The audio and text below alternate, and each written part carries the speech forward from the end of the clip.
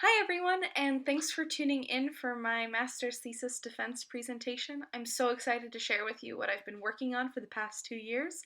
So, without further ado, I'd like to suggest that variety is the spice of desert bird life, and foundation plant species provide habitat heterogeneity for bird communities in the Mojave Desert.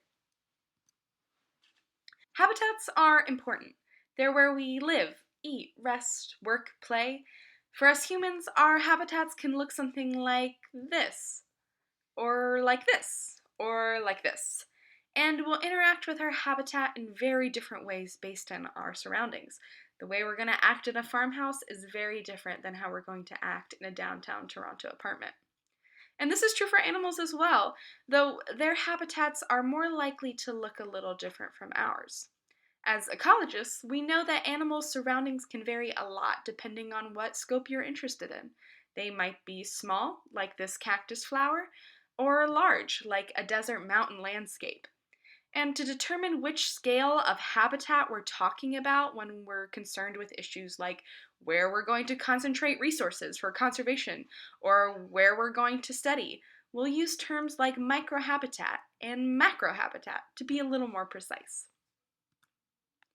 Microhabitat seems like a relatively easy definition. Micro equals small.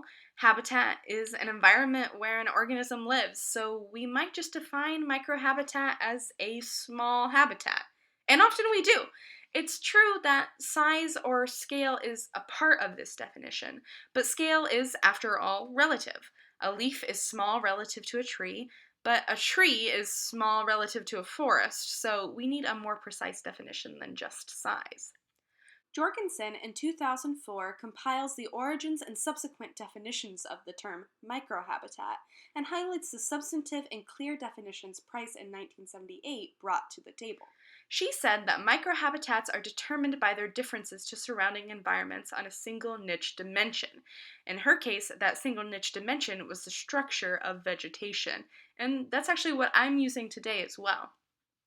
That's why we must consider microhabitat as creators of heterogeneity, or difference, across a landscape. Is the plant in this spot different from the plant, or lack thereof, in the spot next to it? If yes, then that spot with a different plant is the boundary of your microhabitat. This photo here on the right is of the Sweeney Granite Mountains, where I worked, and it showcases some desert microhabitats excellently. You can see how a simple appearance of desert plants changes the microhabitat drastically from place to place between a shrub and a cactus and an open microsite. But what's so important about these differentiations in landscape that creates microhabitats? Well, not all microhabitats are equal, at least in terms of their impact on wildlife. Positive interactions have been documented as important for creating ecosystem infrastructure and should be conserved. Facilitation is a particular kind of positive interaction where a benefactor species, like a plant, increases the survival or fitness of an associating species by changing that associating species' environment in some capacity. This can be non-trophic, like providing shade, water, or shelter, or many other amenities for wildlife like we see with this jackrabbit under a creosote bush in the upper right-hand corner. Or it may be like the trophic interaction we see with this antelope squirrel eating the flower of a buckhorn cholla in the bottom right.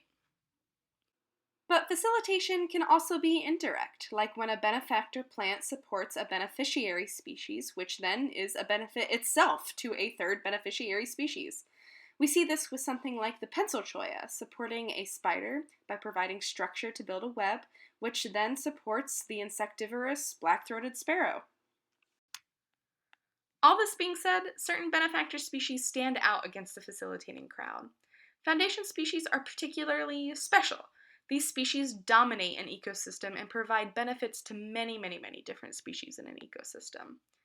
Traits of the foundation plant, such as life history or growth pattern, can strongly influence the mechanism or the way that the plant benefits the associating species, as well as the net outcome of the interaction. Consider, for example, how this dense, thick-stemmed, spiny cholla might provide different services to a bird than this sparsely branched creosote bush. Likely, they're going to get very different experiences from these places. So I've said a lot about the importance of foundation plants for an ecosystem. So why exactly have I chosen to look at how birds specifically relate to the foundation plants? Well, they're an excellent indicator species for environmental shifts, which can be anthropogenic or not, and in this day and age of human development, that is more important than ever. They're also great model species for ecological surveys as they're easily monitored and identified, and they have a lot of support from environmentalists, so they often are a great umbrella species. Beyond this, the interactions they engage in are seasonally specific. Much like foundation plants, which have a flowering season in the spring and a fruiting season in the summer, many birds are pressured by seasonal shifts for migration and breeding seasons. These changes in plants and birds throughout both seasons mean that the potential interactions we're interested in examining might be phenologically and seasonally linked. Here on the left, we can see a Costus hummingbird pollinating some flowers, which are both spring specific, and a hooded oriole eating some fruit, which are both summer specific. And both pollination and seed dispersal are important interactions for birds and plants. Now, these phenological shifts are under threat as climate change continues to shift seasonal temperatures and precipitation levels of desert ecosystems. As you can see, increased heat can really burn up a lot of plants and animals. Severe weather like wildfires, which you can see a scar of here, and mega droughts are more frequent and intense. These changes are happening quickly, and we've already seen serious losses to desert bird communities and the interactions that they participate in. I'm of the opinion that almost all ecologists should be considering their systems within a changing climate. And by looking at these changes in bird-plant interactions between spring and summer, we can take a glimpse at what interactions are at risk of being lost. Now, instead of forcing you to watch me read off the slide, I'll let you pause here and read my hypotheses and predictions, and go ahead and press play when you're ready.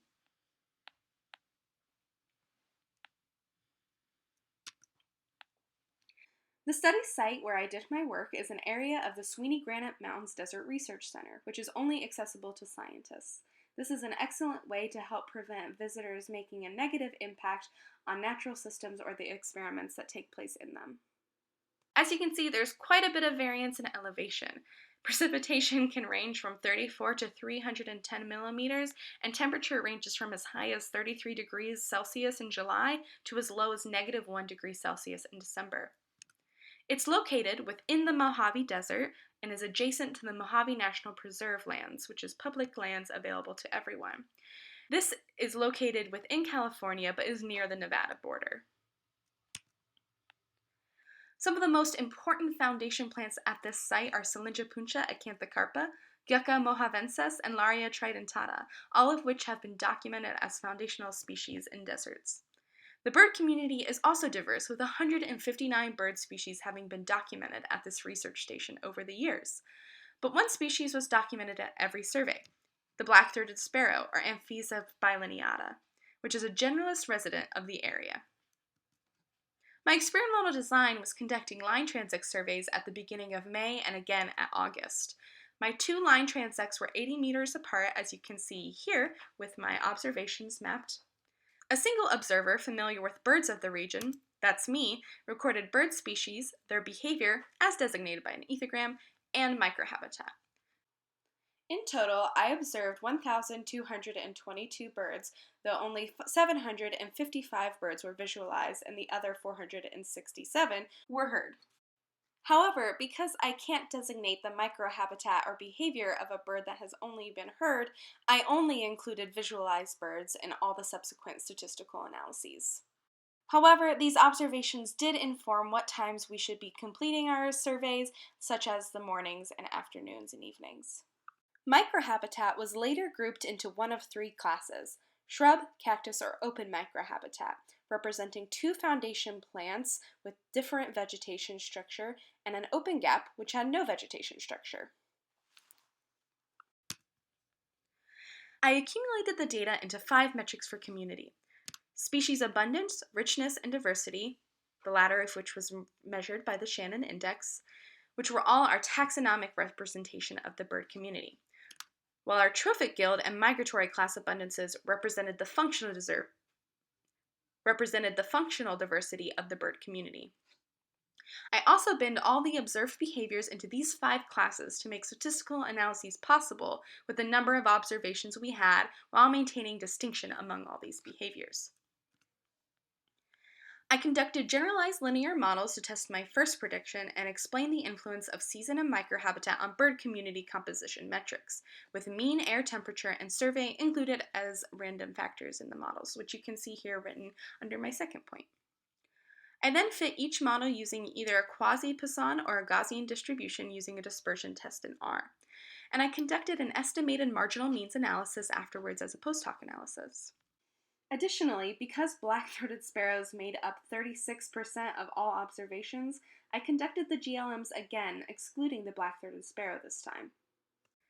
I also conducted a GLM to determine the influence of season and microhabitat on bird behavior frequencies to address my second prediction. Additionally, I used non-metric multidimensional scaling to create distances, which I compared using a permanova. And I conducted all of these analyses in R, and photos of birds are available on Figshare. Overall, spring supported significantly more birds than summer, with 539 individual birds being spotted in spring and 216 birds being spotted in summer.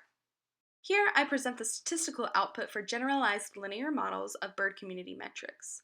Those GLMs showed us that microhabitat and season were significant influences for 4 of our 5 bird community metrics, with p-values highlighted here. I think, however, this visualization is a little more helpful to understand what exactly is going on and to see which seasonal microhabitats are popping in terms of bird associations.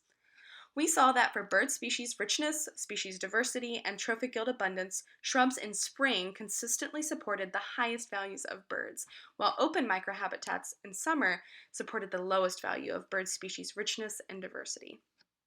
Species abundance did show one distinction, in that open summer microhabitats had significantly more birds per species than open spring microhabitats.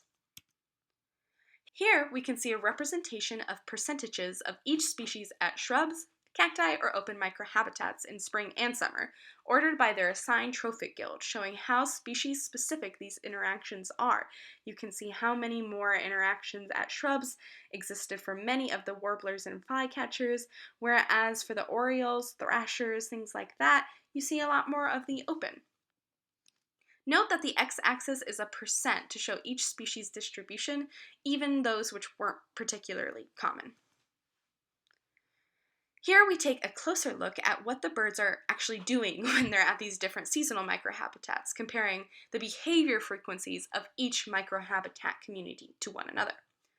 The most common behavior exhibited at a single seasonal microhabitat was by and far the territorial behaviors at shrubs during spring, and the least were the cleaning behaviors in either season, and all microhabitats combined were still the least common, and I only saw 4 cleaning events. However, my multivariate analysis, a permanova, using NMDS scores showed that neither microhabitat, season, or microhabitat with season were predictors of species abundance, as you can see with our p-values being all over 0.05. So, how did these findings all together fit into what we already know, and where do they take us next? We know that birds experience increased stress during migration, and food resources are more necessary than ever for their survival during this time. However, it wasn't trophic interactions we saw being the most common behaviors at foundation plants after all, even in migratory spring seasons. Shrubs in springs provided structural benefits, that is, perching sites for singing, calling, or distraction displays for many birds. Shrubs have been documented as important for perching sites for migrating birds, and we also know birds associate with shrubs differently depending on whether they're foraging or making territorial displays. Now, territorial behaviors are honest signals to potential mates of an individual's fitness.